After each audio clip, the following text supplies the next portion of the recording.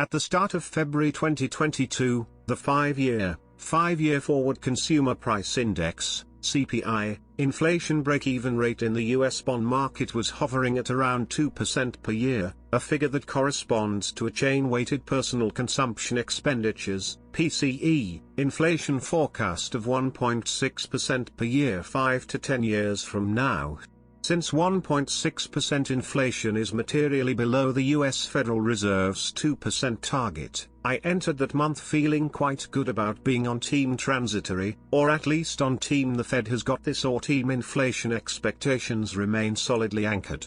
But then, at the end of that month, Russian President Vladimir Putin, the wannabe Grand Prince of Muscovy, ordered a blitzkrieg invasion of Ukraine. Things did not go as he had planned. The Ukrainians fended off the initial onslaught, and both sides settled in for a longer war of attrition.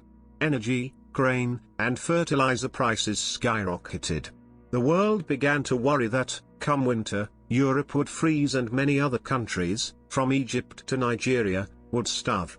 Owing to these fears, the 5-year forward CPI inflation rate shot up from 2% per year to its peak of 2.67% on April 21, 2022, while expectations of annual PCE inflation 5 to 10 years hence reached 2.27%. That PCE projection suggested that bond traders had not lost confidence in the Fed's commitment to its inflation target. But if one supposes that the width of the Fed's target zone is 0.6 percentage points, meaning the bond market expects the central bank to remain on target if 5-year forward CPI inflation remains between 2% and 2.6%, that April 2022 peak raised concerns. For those whose hair was already on fire, there was every reason to fear that we were just one more big supply shock away from losing the inflation expectations anchor that has kept prices relatively stable for decades. Perhaps we were. But since we did not get that additional large adverse supply shock, it hardly matters now. The PCE chain inflation rate for November was just 0.16%, which is less than 2% per year when multiplied by 12. To be sure, one swallow does not make a summer, and one data point does not make a trend. Even the decline from 0.62% in June, 7% per year, is not necessarily bankable.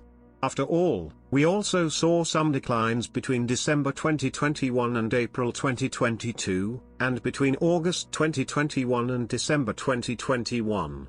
As I have said before, this pandemic business cycle has been one of those rare periods when I have not envied the members of the Federal Open Market Committee, FOMC. What they do over the next 6 months will not really affect the real economy of demand, employment, and production until 1 year from now, and it will not meaningfully affect the inflation news until a year and a half from now. There will be many new developments over the next 18 months, some of them good, and some of them bad. Regardless of what the Fed decides to do, it is almost certain to have some regrets afterwards. Will it continue to overdo interest rate hikes? If so, the economy, 2 years from now, will be mired once again in secular stagnation, with interest rates at their zero lower bound, and no visible path for a rapid return to full employment. Will the economy achieve a soft landing through immaculate disinflation, or will additional supply shocks and political pressures throw us into stagflation and a painful and prolonged recession? Nobody knows. But if I was on the FOMC right now, I would keep 2 considerations in mind. First, the Fed does not have to move slowly. The past 6 months have shown that there are very few downsides to rapid monetary policy changes.